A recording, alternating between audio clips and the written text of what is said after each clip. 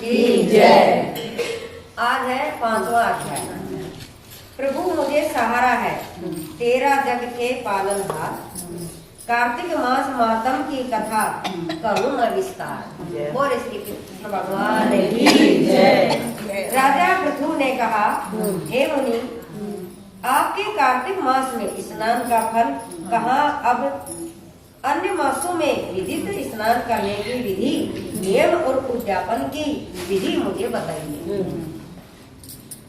देव ऋषि नारद बोले, हे राजन, आप भगवान विष्णु के अंश से उत्पन्न हुए हैं, अतः यह बात आपको मालूम ही है। फिर भी मैं आपको यथोचित विधान बतलाता हूँ। आसोज मास में शुक्ल पक्ष की एकादशी से कार्तिक के व्रत करने चाहिए। आसोज की जो एकादशी आती है, उसी से कार्तिक व्रत शुरू करना चाहिए। सुबह ब्रह्म मुहूर्त में उठकर जल का पात्र लेकर गांव से बाहर पूर्व या उत्तर दिशा में जाए। दिन में अथवा शाम को कान पर जनेऊ चढ़ाकर पृथ्वी पर घास बिछा के सिर को कपड़े से ढककर मुंह को भली भांति बंद करके फूंक व सांस को रोककर मल व मूत्र का त्याग करने के पश्चात मिट्टी व जल से भली भांति अपने गुप्त अंगों को धोवे।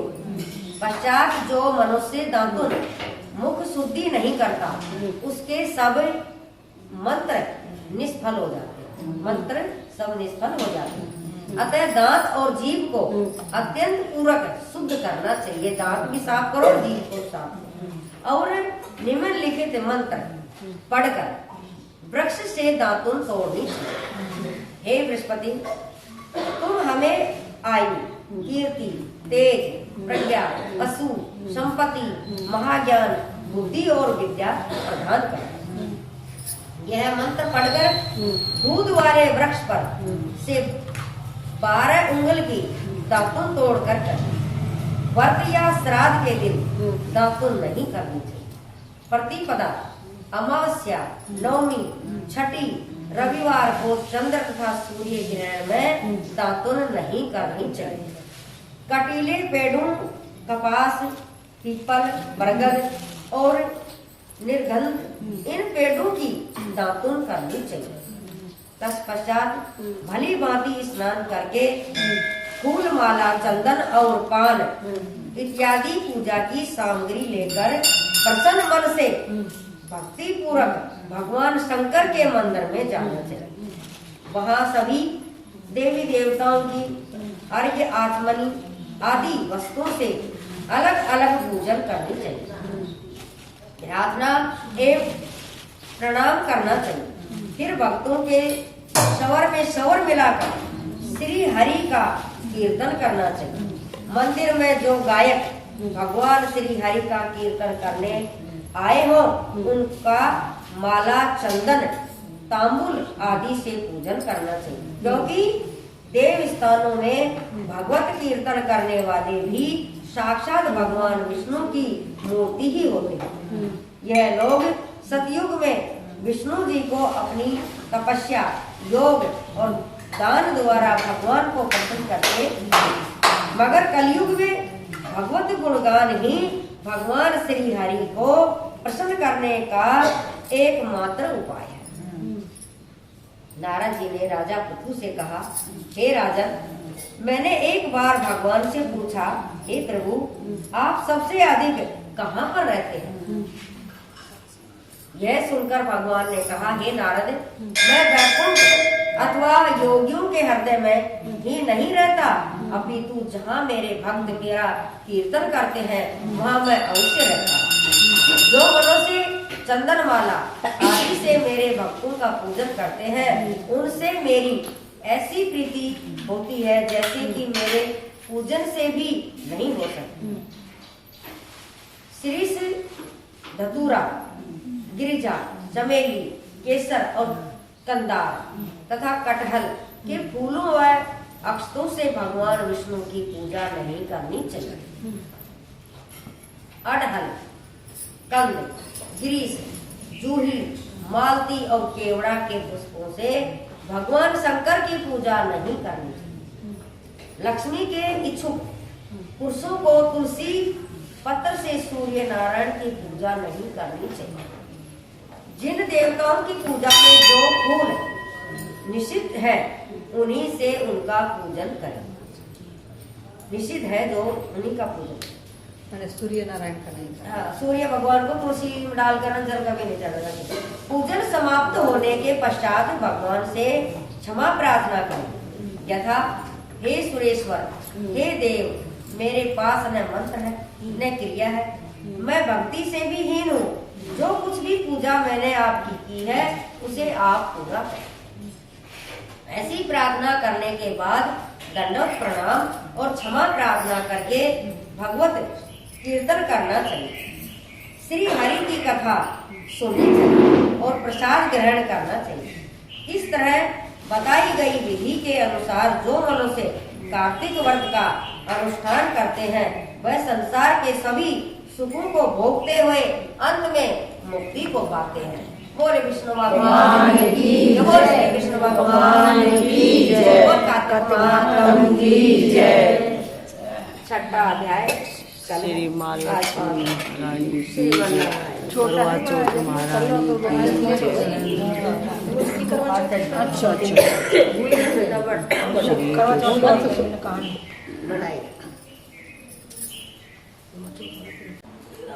बोले कार्तिक ठाकुर की जय, राई दामोदर भगवान की जय, कार्तिक महात्मा की जय। आज छठा अध्याय जिसके सुनने से सब पाप नाश हो जाए, कार्तिक मातम का लिखूं छठा मैं अध्याय। बोले कृष्ण भगवान की जय। नारद जी ने कहा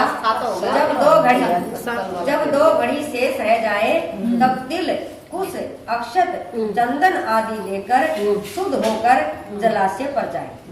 नहर की अपेक्षा नदी में स्नान करने से 10 गुना फल मिलता है और नदी की अपेक्षा संगम पर स्नान करने से 10 गुना फल मिलता है और तीर्थ पर स्नान करने से इन सबसे दुगुना फल मिलता है। स्नान से पहले भगवान का ध्यान करके प्रार्थना करनी चाहिए और संकल्प करना चाहिए। तीर्थ में उपस्थित देवताओं को कर्मस्य, अदृश्य, आत्मन आदि दे। अर्घ्य मंत्र यह है, हे कमलनाथ आपको नमस्कार है, हे जलसाई भगवान आपको नमस्कार है, हे ऋषिकेश आपको प्रणाम है। मेरे दिए हुए अर्घ को आप ग्रहण करें। वैकुंठ, प्रयाग तथा बद्रिका आश्रम में जहाँ कहीं भगवान विष्णु गए वहाँ उन्होंने 3 प्रकार से अपना पैर रखा। वहाँ पर ऋषि वेद यज्ञों के सहित समस्त देवता मेरी रक्षा करते रहे। हे जरादन, हे दामोदर, हे केशव, हे देवेश, आपको प्रसन्न करने के लिए मैं कार्तिक मास में विधित प्रातः स्नान कर रहा हूँ। ऐसे संकल्प करना चाहिए। आपकी कृपा से मेरे समस्त पाप नष्ट हो जाए। हे हरि, कार्तिक मास में व्रत तथा विधि पूरक स्नान करने वाला मैं अर्घ्य देता हूँ। आप राधिका सहित ग्रहण करें। हे कृष्ण, हे प्रलभ, राक्षसों का नाश करने वाले भगवान, हे पाप नाशक, कार्तिक मास में नित्य प्रति दिए हुए मेरे इस अर्घ्य द्वारा कार्तिक स्नान का व्रत करने वाला फल मुझे प्राप्त हो। इसके बाद विष्णु, शंकर तथा सूर्य का ध्यान करके जल में प्रवेश करें और नाभि पर्यंत जल में खड़ा होकर विधि पूर्वक स्नान करें। गृहस्थी तिल और आंवले का चूर्ण लगाकर तथा विधवा स्त्री व सती यति तुलसी की जड़ की मिट्टी लगा के स्नान करें। सप्तमी, अमावस्या, नवमी, त्रयोदशी, तृतीया, दशमी आदि सब कर्तव्यों से निवृत्त होकर पुनः भगवान विष्णु का पूजन करें।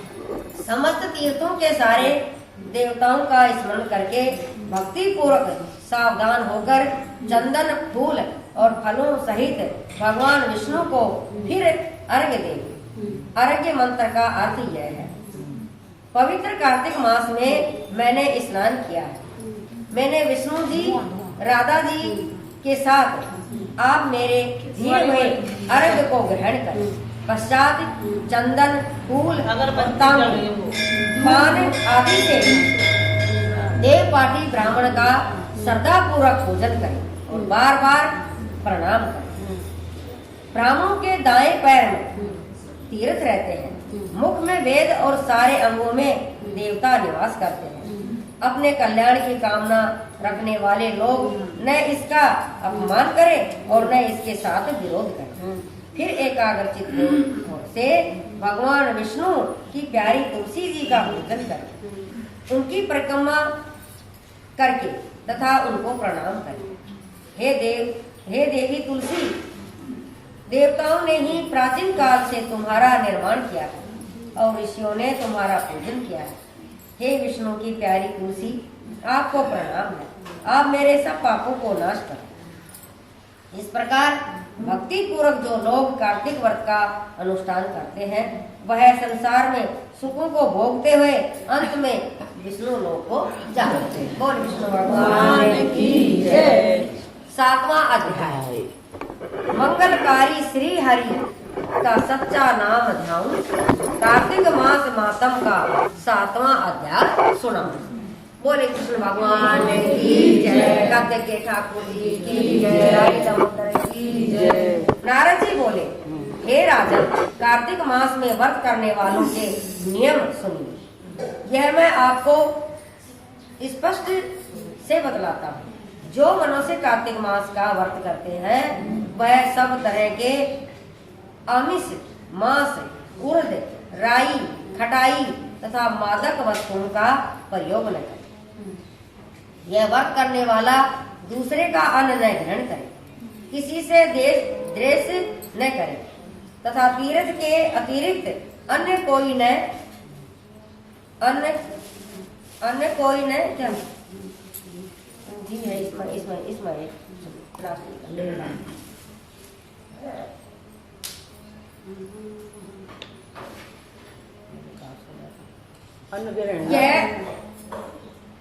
अन्न ग्रहण न करे, किसी से देर न करे तथा तीर्थ के अतिरिक्त अन्य कोई यात्रा न करे।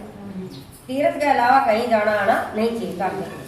देवता, वेद, ब्राह्मण, गौ, व्रती नारी तथा राजा तथा गुरु जनों की निंदा न करे। यह व्रत करने वाला दाल, तिल, पकवान व दान किया हुआ भोजन ग्रहण न करे। चुगली, निंदा न करे। किसी भी जीव का मांस छूना, पान, कट्ठा, चूना, नींबू, मसूर, बासी तथा झूठे अन्न का प्रयोग न करे। बकरी, गाय तथा भैंस के अतिरिक्त अन्य किसी पशु का दूध कभी नहीं प्रयोग में ले। तांबे के बर्तन में रखा हुआ पंचगव्य, बहुत छोटे घड़े का पानी, केवल अपने लिए ही पका हुआ अन्न प्रयोग करें। कार्तिक मास के व्रती सदा ब्रह्मचर्य से रहे, पृथ्वी पर सोए और दिन के चौथे पहर में केवल एक बार पत्तल में भोजन करें। व्रती केवल नरक चतुर्दशी को तेल लगा सकता है। महीने में एक दिन नरक चतुर्दशी, अन्य तिथियों में बिल्कुल नहीं। कार्तिक मास के व्रती मनुष्य सिंघाड़ा, प्याज, मट्ठा, गाजर, मूली, इन सब वस्तुओं को बिल्कुल प्रयोग में न ले। लौकी, मट्ठा, काशी फल, तरबूज, इन सब वस्तुओं का कार्तिक मास का व्रती बिल्कुल सेवन न करे। कार्तिक मास मासिक धर्म वाली स्त्रियों से चांडाल, पापी, ब्राह्मण द्रोही और नास्तिक से बिल्कुल बातचीत ना करें। भगवान विष्णु को प्रसन्न करने के लिए अपनी शक्ति के अनुसार चंद्रायण आदि का व्रत करें और उपयुक्त नियमों का पालन करें। कार्तिक का व्रत करने वाले मनुष्य प्रतिपदा को कुमड़ा, द्वितीया को कटहल, तृतीया को तरुणी स्त्री, चतुर्थी को मूली, पंचमी को बेल, छठ को तरबूज, सप्तमी को आंवला, अष्टमी को नारियल, नौवीं को मूली, दसवीं को लौकी, एकादशी को परवल, द्वादशी को बेर, त्रयोदशी को मट्ठा, चतुर्दशी को गाजर तथा पूर्णिमा को साग। यह वस्तुएं प्रयोग न करें। आंवला का प्रयोग रविवार को न करें। आंवला का प्रयोग रविवार को न करें। व्रती यदि इन शाकों में कोई शाक सेवन करना चाहे तो पहले ब्राह्मण को दान करें। यही विधान मास के व्रत के लिए भी है। मास का जो व्रत करते हैं उसके लिए भी है। देवोत्थानी एकादशी, देवउठनी एकादशी में पूर्वोक्त विधि के अनुसार नृत्य, जागरण, गायन, वादन आदि करें। इसको विधिवत करने वाले मनुष्य को देखकर यम के दूत इस प्रकार भाग जाते हैं जैसे सिंह की गर्जना से हाथी भाग जाता है। यह कार्तिक मास का व्रत सब व्रतों में श्रेष्ठ है। इसके अतिरिक्त जितने भी व्रत यज्ञ है वह 1000 की संख्या में किए जाने पर भी इसकी तुलना नहीं कर सकते, क्योंकि यज्ञ करने वाले मनुष्य तो केवल स्वर्ग में ही जाते हैं, किंतु कार्तिक मास में व्रत करने वाला प्राणी सीधा वैकुंठ हो जाता है। जिस प्रकार राजा की रक्षा उसके अंग रक्षक करते हैं, उसी तरह कार्तिक मास का व्रत करने वाले की रक्षा भगवान विष्णु की आज्ञा से इंद्र आदि देवता करते हैं। कार्तिक मास का व्रत करने वाला मनुष्य जहाँ कहीं भी रहता है वहीं पर उसकी पूजा होती है, उसका यश होता है। उस स्थान पर जहाँ की वह रहता है वहाँ भूत पिशाच आदि कोई भी नहीं रहने पाते। विधि सहित कार्तिक मास का व्रत करने वाले मनुष्य के पुण्य का वर्ण भी ब्रह्मा जी भी नहीं कर सकते। यह व्रत संपूर्ण पापों का नाश करने वाला, पुत्र पौत्र और धन धान को बढ़ाने वाला है। बोल श्री कृष्ण भगवान की जय, बोल कार्तिक माता की जय। नहीं कार्तिक मातम का कपिल लिखे 8वां अध्याय। बोल श्री कृष्ण भगवान की जय, कार्तिक माता की जय। नारद जी ने कहा, हे राजन, अब मैं कार्तिक मास में इस वर्ष की उद्यापन विधि बतलाता हूँ। ध्यान पूर्वक सुनिए। व्रती को चाहिए कि कार्तिक मास में शुक्ल पक्ष की चतुर्थी को व्रत के संपूर्ण फल की प्राप्ति के लिए तथा विष्णु की प्रसन्नता के लिए उद्यापन करें। तुलसी के ऊपर चंदवा बनाओ, बंदरवार व फूलों से सुशोभित करें, चंवर से सुशोभित मंडप बनाओ, चारों दरवाजों पर मिट्टी के बने हुए पुण्यशील, सुशील, जय और विजय इन 4 द्वारपालों को अलग अलग बैठाओ। तुलसी की जड़ों में 4 रंगों द्वारा सर्वतोभद्र मंडप बनवाओ। उसके ऊपर पंचरत्न नारियल रखे और शुद्ध वस्त्र से कलश को ढके। फिर भगवान विष्णु का पूजन करें। द्वादशी को भगवान विष्णु जागे थे, त्रयोदशी को देवताओं ने उनके दर्शन किए थे, चतुर्दशी को देवताओं ने उनका पूजन किया था। इसीलिए भगवान विष्णु की उद्यापन पूजा की जाती है। उस दिन स्वयं तथा शांत चित्त से व्रत करना चाहिए। अपने गुरु की मूर्ति बनाकर षोडश उपचार तथा विधिवत नवेद आदि से भगवान का पूजन करें। व्रती विविध प्रकार के वाद्यों के साथ कीर्तन करता हुआ उस रात्रि में जागरण करें। जो प्राणी श्रद्धा पूर्वक भगवान का कीर्तन करते हैं उन लोगों के 100 जन्मों के पाप धुल जाते हैं।